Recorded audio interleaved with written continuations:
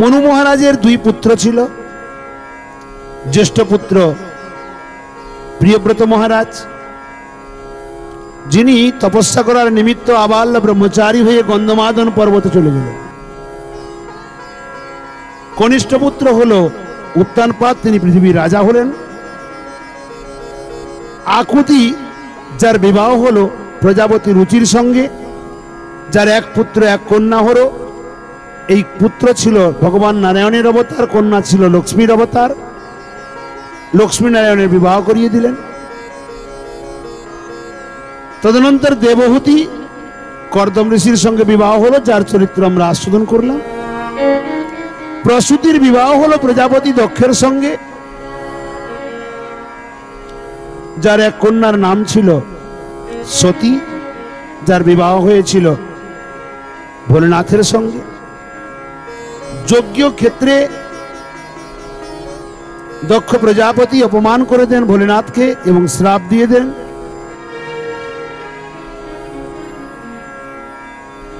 ভোলেনাথের অপমানকে দেখে নন্দীশ্বর সহ্য করতে পারেন নাই, তিনি ব্রাহ্মণগণকে শ্রাপ দেন এবং ব্রাহ্মণগণ শিব অনুযায়ীগণকে শ্রাপ দিলেন। শিবজি চলে গেলেন ওখান থেকে। বহুদিন পর্যন্ত কোন যজ্ঞ আর পৃথিবীতে হচ্ছে না, কেননা দক্ষ প্রজাপতি শ্রাপ দিয়েছেন, যজ্ঞের ভাগ পাবেন না ভোলেনাথ।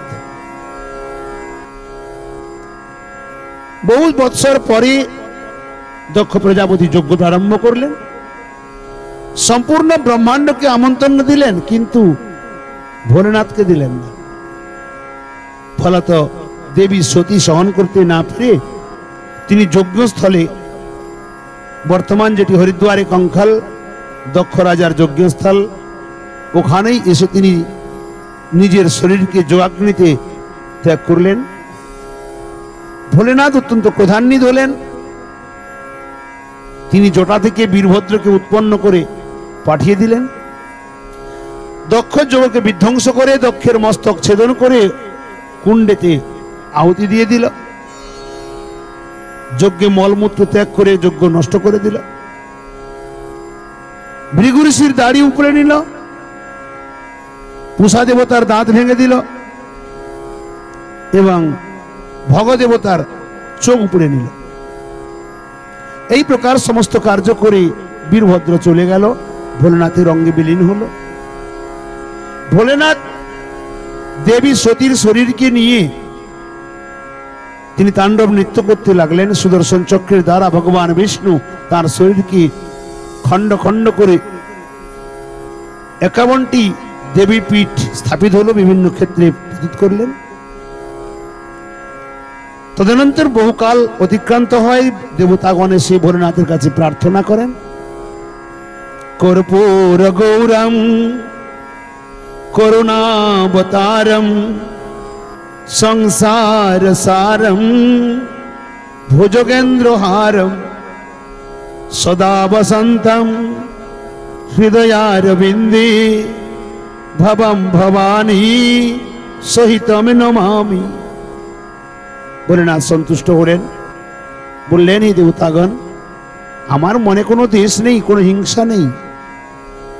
যদি পুত্র উদ্দণ্ড হয় তাকে দণ্ড দেওয়া পিতার কর্তব্য, তাই দক্ষ প্রজাপতিকে দণ্ড দেওয়া আমার কর্তব্য ছিল, আমি তাকে দণ্ড দিয়েছি। যাও তোমরা যজ্ঞ পূর্ণ করো।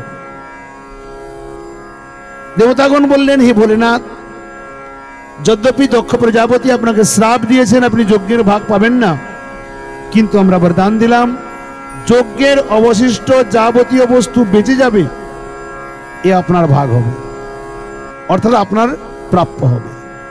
এই জন্য যে কোনো যজ্ঞেতে যে বস্তু বেঁচে যায় ঘরে রাখতে নেই, কারণ ওটি রুদ্রদেবের ভাগ। যিনি আচার্য হন, তিনি রুদ্রস্বরূপ হন, তার হাতে সমর্পিত করে দিতে হয়। এটা সর্বযজ্ঞের সমস্ত আচার্যগণের নিমিত্ত, এটাই নিয়ম শাস্ত্রের। অন্যথা কি হবে না, বস্তু যজ্ঞেতে সমর্পিত করার পরে যদি কেউ তাকে গৃহে রেখে নেয়, ভাগবতে বলছেন, ৬০ বর্ষ সহস্রাণি নরকে জায়তে কৃমিহি, ৬০,০০০ বছর পর্যন্ত নরকে কৃমিকীট হয়ে জন্ম নিতে হয়। আর আমরা কি করি, সামান্য বস্তুর নিমিত্ত লোভে বস্তুকে রেখে নি, দিই না। আর যদি কোনো আচার্য এই কথাটা বলতে আসেন, মনে করে ই মহাত্মাজি না খুব লোভী, এই জন্যই লাভ করা পাওয়ার জন্যই বলতে আছে। কিন্তু উনারা বোঝেন না যে উনারই মঙ্গলের জন্য আচার্য বলছে, এই কথাটা বুঝতে চায় না। অতএব রুদ্রদেবের ভাগ দিলেন। রুদ্রদেব বললেন, অর্থাৎ ভোলেনাথ বললেন কি, হে দেবগণ, যজ্ঞ তো সম্পন্ন হবে, কিন্তু শোনো, দক্ষ প্রজাপতি প্রাণ ফিরে পাবে, মাথা ফিরে পাবে না, ছাগলের মাথা পাবে। ভৃগু ঋষি দাড়ি পাবে, কিন্তু ছাগলের দাড়ি পাবে, পূর্ণ দাড়ি আর পাবে না। ভগদেবতা চক্ষু পাবে, এ চক্ষু আর পাবে না, অন্ধ হয়ে থাকবে। পূষা দেবতা দাঁত পাবে না, ছাতু খেয়ে বাঁচবে। এইভাবে যজ্ঞ সম্পন্ন হলো। দক্ষ প্রজাপতি প্রাণ ফিরে পেল। দক্ষ প্রজাপতিকে সেরকম ভগবান বিষ্ণু দর্শন দিয়ে উপদেশ দিলেন। প্রজাপতি করিয়ে তিনারা চলে গেলেন। প্রজাপতি দক্ষের মন মানল না। তিনি পুনরায় রাজ্যপাট পরিত্যাগ করে বিষ্ণু আরাধনা করে শরীর ত্যাগ করলেন। এই দক্ষ এখানে যে শরীর ত্যাগ করলেন, ইনি পরের জন্মে ধ্রুব বংশে প্রাচেতস দক্ষ হয়ে জন্ম নিলেন। আর এই সতী দেবী, ইনি দেহত্যাগ করে পরের জন্মে হিমালয়ের কন্যা পার্বতী রূপে জন্ম নিলেন। তৎপশ্চাৎ অধর্মের বংশ বর্ণন করেছেন। মনু মহারাজের কনিষ্ঠ পুত্র হলো উত্তানপাদ। উত্তানপাদের দুই পত্নী, জ্যেষ্ঠা রানী হলো সুনীতি, আর কনিষ্ঠ রানী হলো সুরুচি। সুনীতি নীতি সম্পন্ন, কিন্তু সুরুচি রুচি সম্পন্ন। বাস্তবিকতায় এই জগতে আমাদের প্রত্যেকের দুটি করে পত্নী আছে। এ জীব হলো উত্তানপাদ। আমাদের সুমতি আর সুরুচি, এ দুটি করে পত্নী সবার আছে। যে সুনীতি সম্পন্ন হয়, সে নীতির বাক্যে চলে, অর্থাৎ বিবেকের কথা মতো চলে। আর রুচি সম্পন্ন হয়, যা ভালো লাগে তাই করে, যেটা মনে ভালো লাগে ওটাই করে। এর দ্বারা কি হয় না, জীব অধঃপতনে যায়, বিনাশপ্রাপ্ত হয়ে যায়। আর সুনীতি সম্পন্ন যদি হয়, তার উত্তম বুদ্ধিরূপী ধ্রুব পুত্র, অর্থাৎ উত্তম সুন্দর পুত্র বুদ্ধি সুনীতি সম্পন্ন হলে আসবে, ভগবানকে প্রাপ্তি হবে। এটা হলো লীলার মূলত কারণ। এদিকে মহারাজ উত্তানপাদ সম্পূর্ণ পৃথিবীর চক্রবর্তী সম্রাট, কিন্তু নিজের মনকে জয় করতে পারেন। সুরুচির প্রতি অত্যন্ত আকৃষ্ট হওয়ার নিমিত্ত সুরুচির পুত্র উত্তম ছোট, সুনীতির পুত্র ধ্রুব যে বড় জ্যেষ্ঠ। আজ পিতার কোলে বসার নিমিত্ত ধ্রুব চলে গেছে। সুনীতির পুত্র হলো ধ্রুব। ধ্রুব পিতার কোলে বসার নিমিত্ত দৌড়ে চলে গেছে পিতার কাছে। পিতাও ধ্রুবকে বড় ভালোবাসতো, কোলে নেওয়ার নিমিত্ত দুহাত বাড়িয়ে দিয়েছে। কিন্তু পিতা আছে কোথায় না, সুরুচির ঘরে। যেমনই ধ্রুবজি পিতার কোলে বসে গেছে না, অমনি সুরুচি টান মেরে ছুঁড়ে ফেলে দিয়েছে। কিন্তু একটি কথা খেয়াল রাখা আবশ্যক, রাগ ততক্ষণ রাখে মানুষ যতক্ষণ তার রাগের কারণটা সমাধান না হয়ে যায়, তাই না? কিন্তু একটি কথাকে আমরা জানি, রাগ বা ক্রোধ যদি চিত্তে বসে যায়, আমি শূদ্র হয়ে যাব, বৈষ্ণবতা সমাপ্ত হয়ে যাবে। যদি ব্রাহ্মণত্ব বৈষ্ণবত্বকে রক্ষা করতে হয়, এদের রাগ কেমন না জলের দাগ। লাঠি মেরে দিলে দুভাগ, লাঠি তুলে দিলে দাগটাকে আর জলে। রাগ ওই প্রকার হওয়া উচিত। আমি কেন নিজের কর্মটা বিগড়াতে যাব?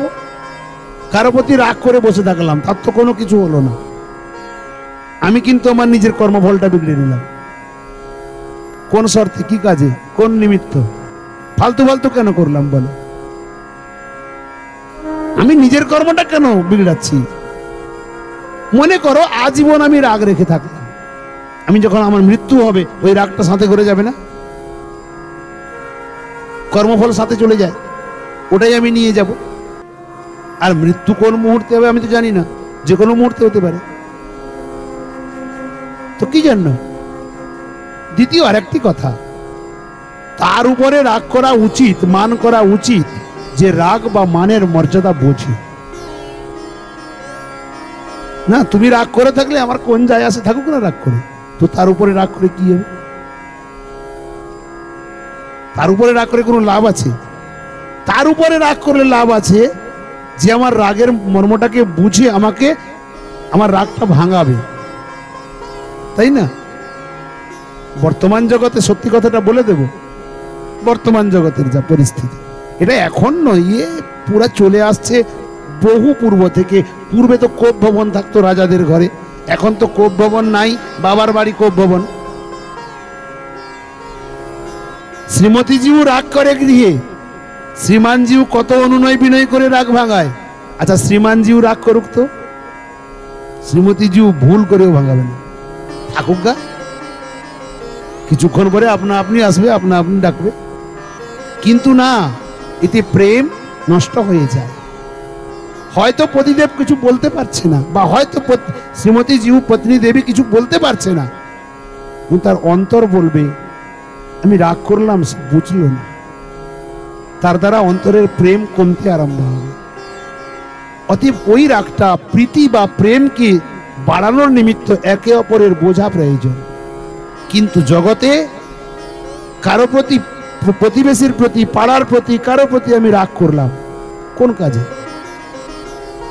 সে তো বুঝবে না ভুল করেও, তো ওখানে রাগ করে কি লাভ আছে? তার থেকে নিজেকে নিজে গুছিয়ে নি, রাগের কারণ সেখান থেকে আমি সরে যাই। এই জন্য রাগ বা ক্রোধ যদি হৃদয়ে বসে যায়, বৈষ্ণবতা চলে যায়, বা ব্রাহ্মণত্ব চলে যায়, শূদ্রত্ব হয়ে যায়। একে দূরে সরানো বিশেষ আবশ্যক। এখানে বড় সুন্দর বর্ণনা করেছেন। ধ্রুবজি মহারাজ ক্রোধান্বিত হয়ে গেলেন, কেননা মাতা সুরুচি টান মেরে ফেলে দিল ঈর্ষা হিংসা করে। আর কি বলল? তুমি তো দাসীর গর্ভে জন্ম নিয়েছো, আমার গর্ভ থেকে জন্ম নাও নাই। ভগবানের তপস্যা করে আমার গর্ভ থেকে জন্ম নেবে, তারপরে পিতার কোলে বসবে। খুব লক্ষ্য করে দেখেন কত বড় অহংকার। নিজের গর্ভকে করলো আরাধ্য, আর ভগবানকে করলো সাধন। ভগবানের ভজন করে আমার গর্ভ থেকে জন্ম নেবে, তাহলে ভগবান হয়ে গেল সাধন, গর্ভ হয়ে গেল সাধ্য। কতটা অহংকার! কিন্তু ধ্রুবজির এইটুকু বাক্যের দ্বারা রাস্তা খুলে গেল। এখানে বড় সুন্দর বলেছেন, মাতুস্য পত্না সদুরুক্তি বিদ্য শোষণ রুষাদণ্ড হতো যথাহি হিত্বা মিশন্তম পিতরম সন্নবাচম জগাম মাতু প্ররুদন প্রকাশম। মা অর্থাৎ ছোট মায়ের দুরুক্তির দ্বারা হৃদয় ছিন্ন ভিন্ন হয়ে গেছে। বড় বড় নিঃশ্বাস নিতে আছে, তম নিঃশ্বাসন্তম স্ফুরিতাধরষ্টম, অধরকে কামড়ে নিজের মায়ের কাছে গিয়ে বলছে, মা যদি আমি ক্ষত্রিয় সন্তান হয়ে থাকি প্রতিশোধ নিয়ে থাকব। সুনীতির নীতি সম্পন্ন ছিলেন তিনি, দেখলেন আমি যদি ঝগড়া করি না, আমার এই ছোট পুত্রটি ঝগড়া শিখবে। সব কথা শুনলেন, শুনে বলছেন, পুত্র তোমার ছোট মা বিলকুল ঠিক বলেছে। আমাদের পূর্বজন্মের স্বীকৃতি নাই, যে কারণে পিতার কোলে তোমাকে বসার অধিকার হয় নাই। তুমি পদ্ম পলাশ লোচন শ্রী হরির ভজন করো, উনি পিতার কোল তো কি তার নিজের কোলও দিয়ে দেবে। এই বলে ভগবান নারায়ণের স্বরূপকে দর্শন করিয়ে দিলেন বিগ্রহকে। রাত্রিকালে যখন মা ঘুমিয়ে গেলেন, ধ্রুবজি উঠে চলে গেল। ও তো বোঝে না, জানে না, যাকেই দেখে তাকে মনে করে ব্যাঘ্র, ভল্লুক, সিংহ, বন্য প্রদেশে যাকে দেখে তাকে মনে করে এই বোধহয় হরি। তার গলা জড়িয়ে ধরে বলতে যায় কি তুমি কি আমার হরি? পশু পর্যন্ত তার সামান্য শান্ত স্বভাবকে দেখে তারাও হিংস্র পশু শীতল হয়ে চলে যায়। ভগবান স্বয়ং নারদজিকে বললেন, নারদ তুমি তাড়াতাড়ি যাও, ধ্রুবকে পথ দেখাও। ধ্রুবের নিমিত্ত গুরুদেবকে পাঠিয়ে দিলেন। বলেন তো যদি গুরুদেবের প্রয়োজন নেই, অনেকে বলেন না আমি তো মনে মনে গুরুদেবকে করে নিয়েছি। বহু লোক বলে আমার মন আমার নিজের গুরু, আমি মনে মনে গুরুকরণ করে নিয়েছি। আবার শুনতে পাই অনেকে বলেন গুরুদেব তো স্বপ্নে আমাকে মন্ত্র দিয়ে দিয়েছে। আবার অনেকে বলেন আমাকে স্বপ্নেতে রাধারানী মন্ত্র দিয়ে দিয়েছে। বলি বাবা তোমাদের চরণে কোটি কোটি প্রণাম।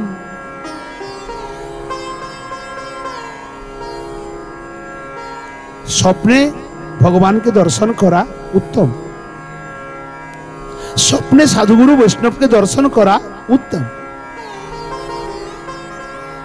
স্বপ্নে সব যদি হয়ে যাবে তাহলে এখানে ধ্রুবজিকে গুরুকরণের নিমিত্ত নারদকে ভগবান কেন পাঠালেন?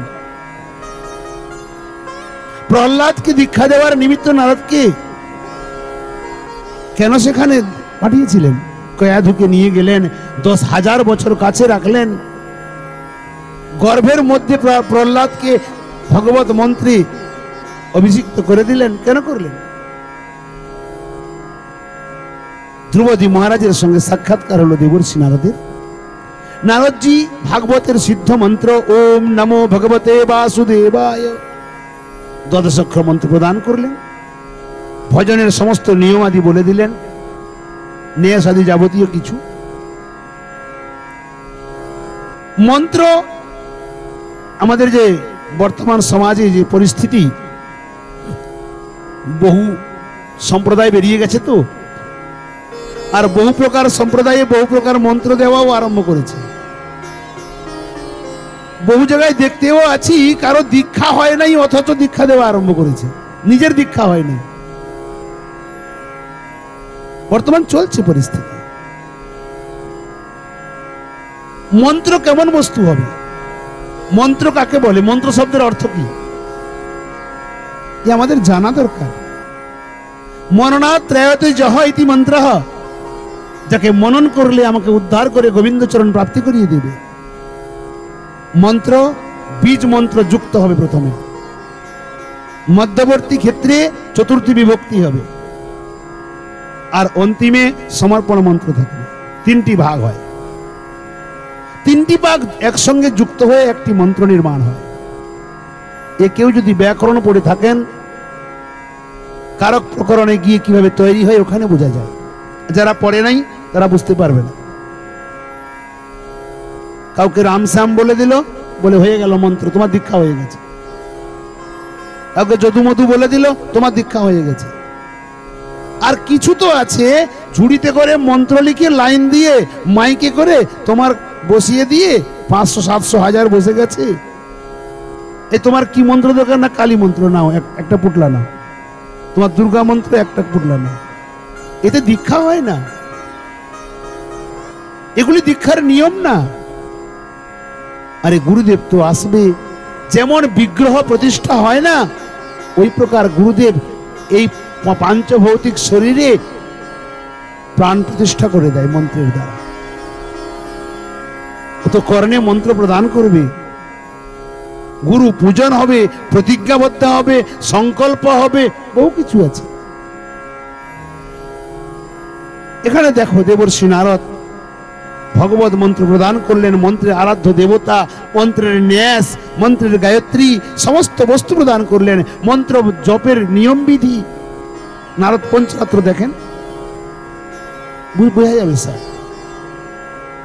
তৎপশ্চাৎ প্রহ্লাদজি মহারাজ 6 মাস ভজন করলেন। প্রথম মাসে 3 দিন অন্তর গাছের কুল খেয়ে তপস্যা করলেন, দ্বিতীয় মাসে 6 দিন অন্তর পাতা খেয়ে, চতুর্থ মাসে 9 দিন অন্তর জল পান করে, পঞ্চম মাসে 12 দিন অন্তর কেবল বায়ু ভক্ষণ করে, আর এ চতুর্থ মাসে।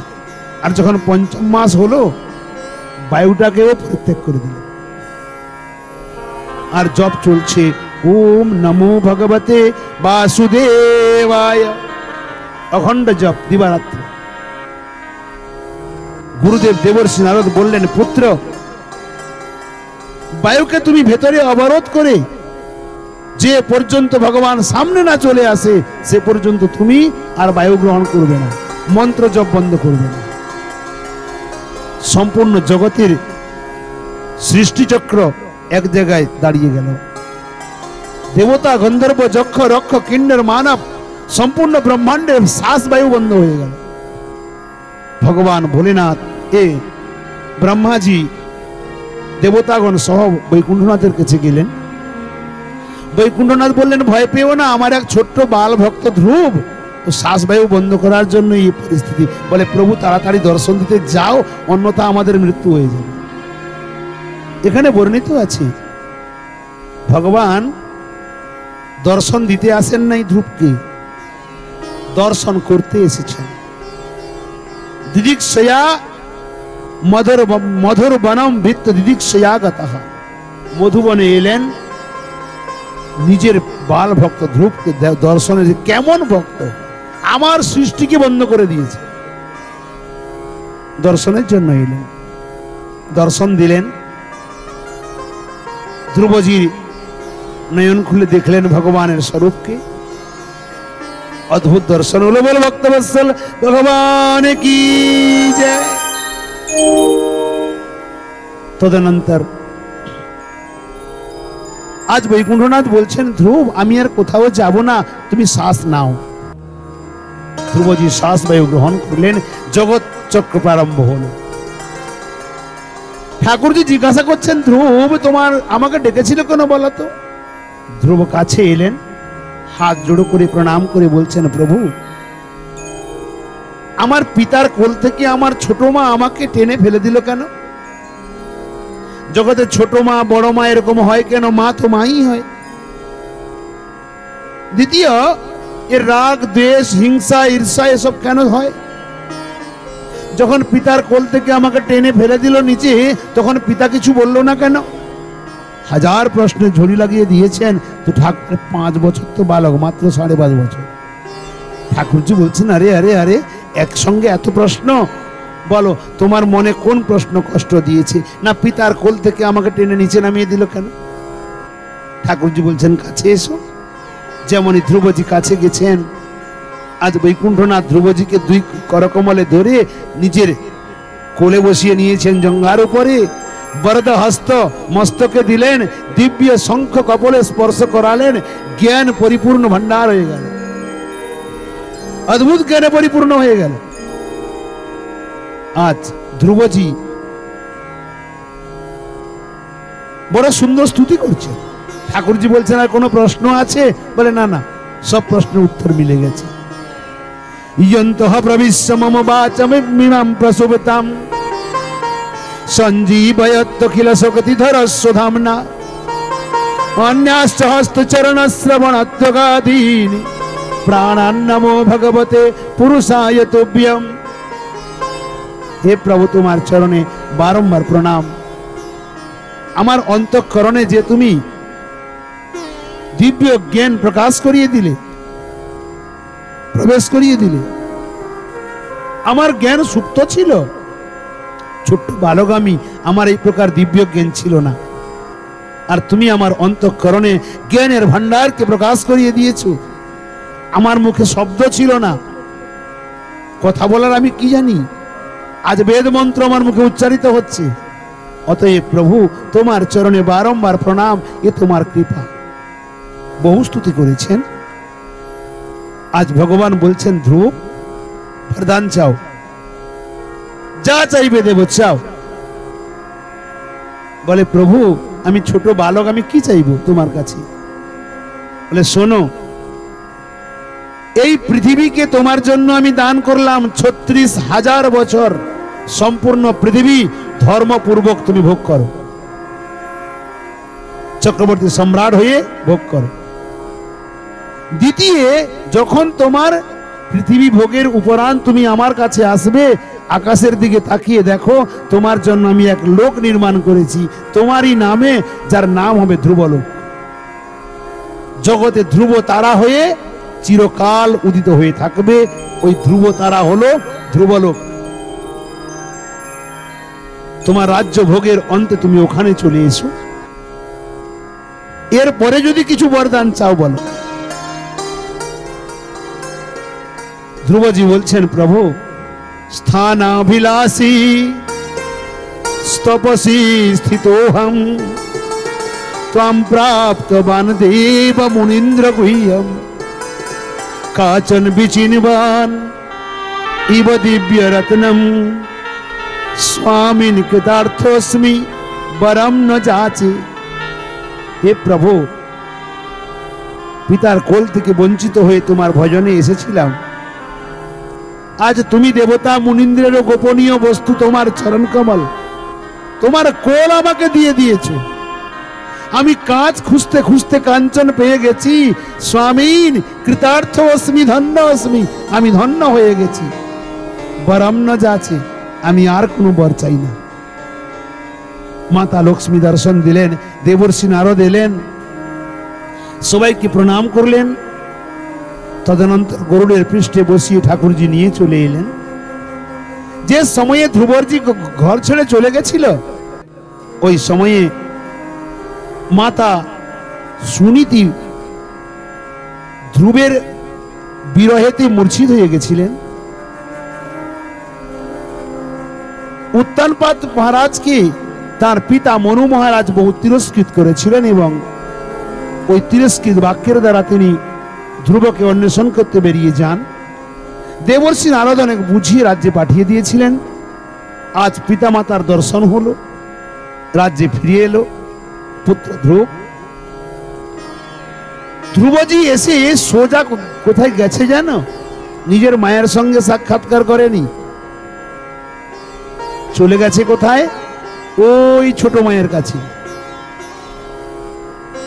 মহারাজ উত্তানপাদ সুরুচিকে পরিত্যাগ করে দিয়েছিলেন, তাই সুরুচি এক কোণে পড়ে আছে।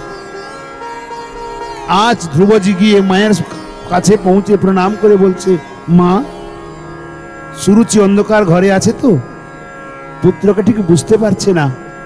কে বাবা? আমি ধ্রুব, তোমার পুত্র। সুরুচি পশ্চাত্তাপের অগ্নিতে অন্তঃকরণ জ্বলে বিশুদ্ধ হয়ে গেছে। সুরুচি বলছে, পুত্র, আমি তোমার মা হওয়ার যোগ্য নই, আমাকে মা বলে ডেকো না। ধ্রুব কি বলছে জানো? বলছে, মা, তুমি তো আমার প্রথম গুরু। আজ তুমি যদি আমাকে উপদেশ না দিতে, আজ আমি যা হয়েছি তা কোনোদিন হতে পারতাম না। জানো মা, তোমার উপদেশের কৃপাতে সাক্ষাৎ ভগবান বৈকুণ্ঠনাথ আমাকে দর্শন দিয়েছেন। তুমি আমাকে একবার কোলে তুলে নাও, সব ঠিক হয়ে যাবে।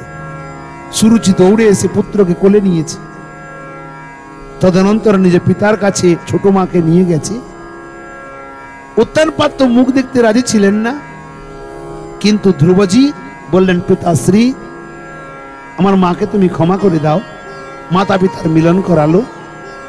মহারাজ উত্তানপাদ নিজ পুত্র ধ্রুবকে 5.5 বছর বয়সে রাজ সিংহাসনে বসিয়ে রাজ্যাভিষেক করিয়ে দিয়ে স্বয়ং চলে গেলেন তপস্যায়। সুরুচির এক পুত্র ছিল, নাম ছিল উত্তম। গন্ধর্বগণের হাতে মারা গেল যুদ্ধ করতে গিয়ে। ধ্রুবজি বহু গন্ধর্বকে বধ করলেন, কিন্তু বৃহস্পতির উপদেশে তিনি যুদ্ধ বন্ধ করলেন। এই ধ্রুবজি মহারাজ 36,000 বছর ধরে সম্পূর্ণ পৃথিবীকে ধর্মপূর্বক শাসন করলেন। তদনন্তর তিনি নিজ পুত্র বৎসরকে রাজ্য দিয়ে তিনি চলে গেলেন তপস্যায়। তপস্যা করতে করতে একদিন মৃত্যুদেবী এলেন, এসে বলছেন, ধ্রুব, তোমাকে ছোঁয়ার মতো আমার ক্ষমতা নেই। এক কাজ করো, তোমার বৈকুণ্ঠে যাওয়ার সময় হয়ে গেছে তো, আমি তোমার রথের নিচে বসে পড়ছি। তুমি রথে চড়ার সময় চরণ দিয়ে একটা সিঁড়িতে পা দিয়ে উঠতে হয়, আমার মাথায় চরণ দিয়ে তুমি রথে উঠে যাও, আমাকে স্পর্শও হয়ে যাবে আর তুমি মৃত্যুঞ্জয়ী হয়ে যাবে। ধ্রুবজি মহারাজ যথারীতি মৃত্যুদেবীর মস্তকে চরণ দিয়ে, এখানে বর্ণিত আছে মৃত্যু মূর্ধনিম পদম দত্ত্বা, মৃত্যুদেবীর মস্তকে চরণ দিয়ে তিনি উঠে গেলেন রথে, চলে গেলেন ধ্রুবলোকে।